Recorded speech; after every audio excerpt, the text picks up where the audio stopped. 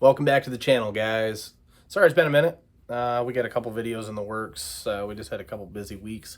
Winter is getting close up here in the old snowy mitten of Michigan, so we haven't been as running around crazy, having fun, trying to enjoy the last few sunny days we had. Anyways, I decided to make a video today specifically about a company that I love, Johnson Lifters. And let me just lock the door real quick so no one else shows up. It's like 7:30 right now. Just gotta finish up a dyno too, and then I get to go home and eat some food, watch some TV, hang out, pet my dog.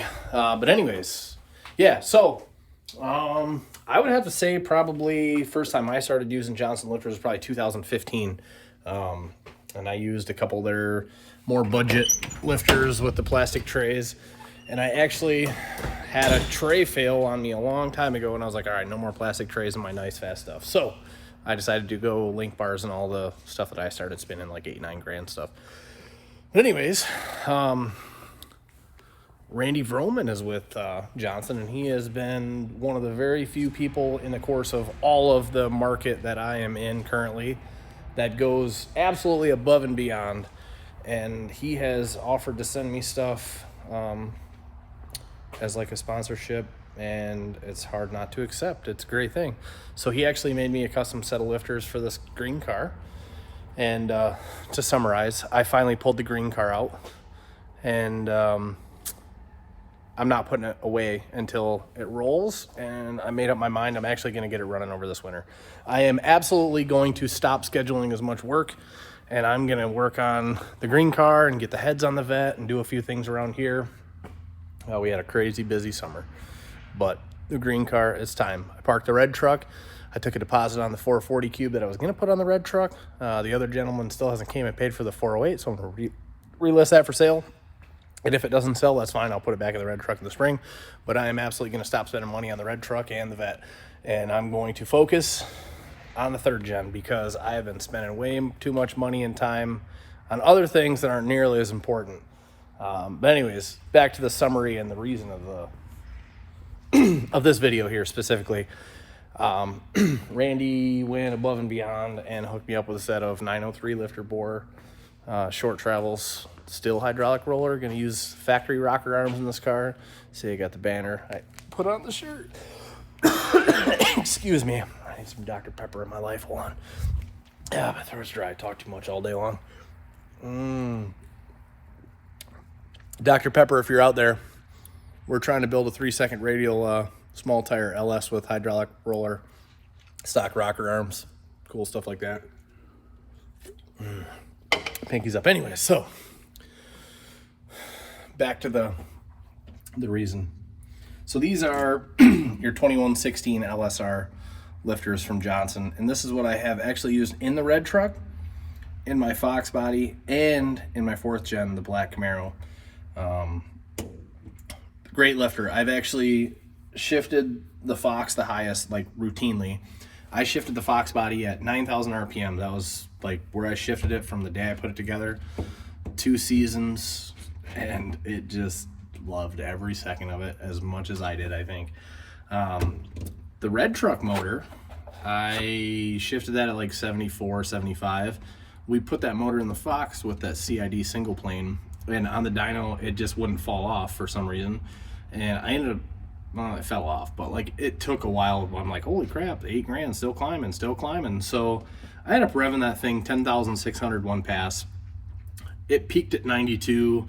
It didn't really plateau until like 96, but it was like still moving. And I'm like, I'm not letting out until it just stops. And it finally, like 10.6 or 10.8, I can't remember. It finally quit, and it was just like, and just fell off. So I was like, I better lift.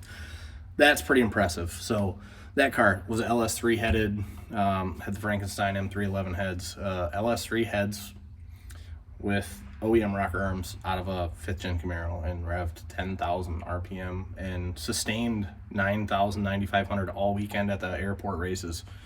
That's pretty awesome. So this is why you need Johnson lifters. When you're building a Turbo LS or a Big Cube LS and you don't want a solid roller, which a lot of us still don't because it's still one of those things where the boosted combos is really not showing any promising gains from my experience over the hydraulic stuff, and there's more maintenance and a heavier fulcrum and heavier weight over the valve tip, and it's a catch-22, I think, in a lot of aspects. You got to have a way heavier spring, you got to be way harder on the valve train, you have to lash them, which isn't the end of the world, but it is more maintenance and more time. That last year I raced the Fox body. I went 430s in the eighth, 6s in the quarter, and I pulled the valve covers off the car one time the whole season, and that was just to make sure nothing was going wrong.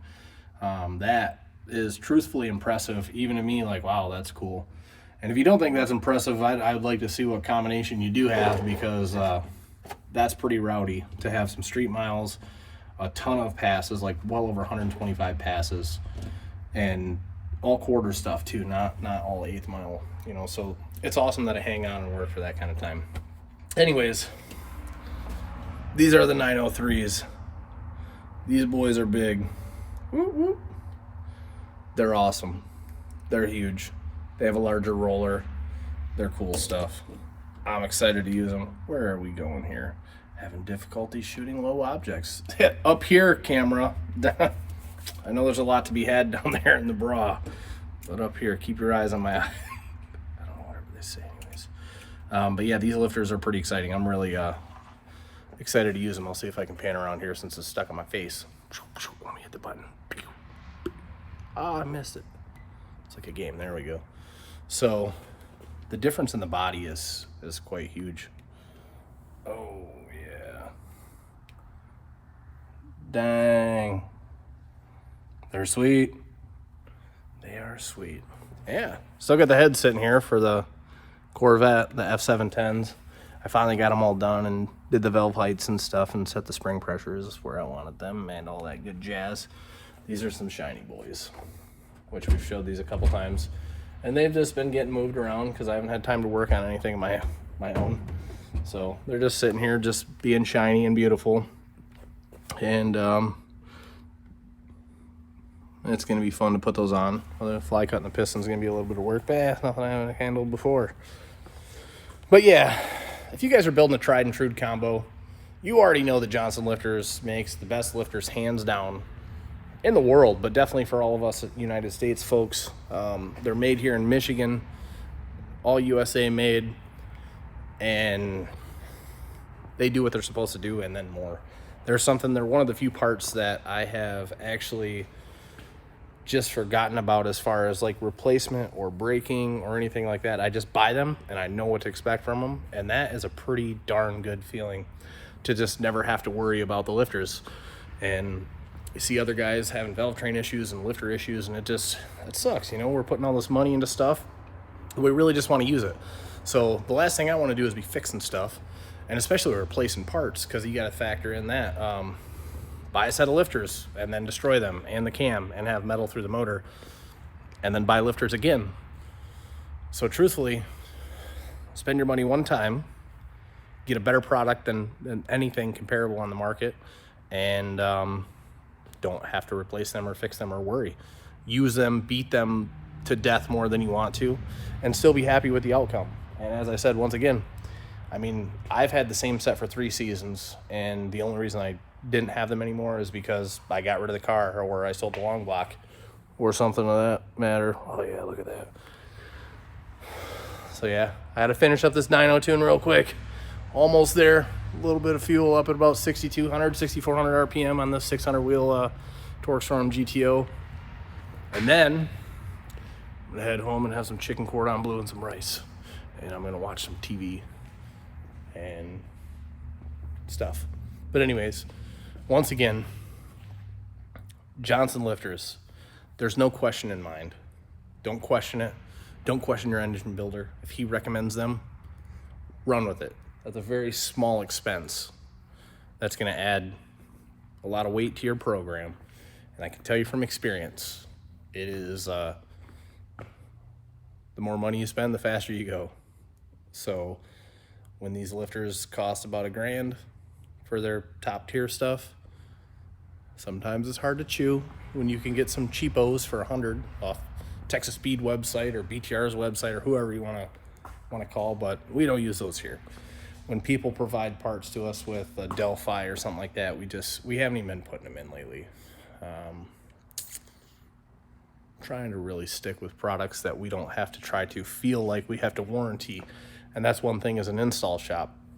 If you have a problem with your car, I'm going to feel bad. I always do. And I'm going to fix it for you, whether or not it's our fault or not.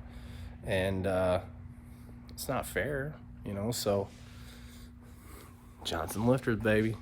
Johnson Lifters. So thanks for subscribing. Take some thought into what I just said. And rock on. Build season is upon us.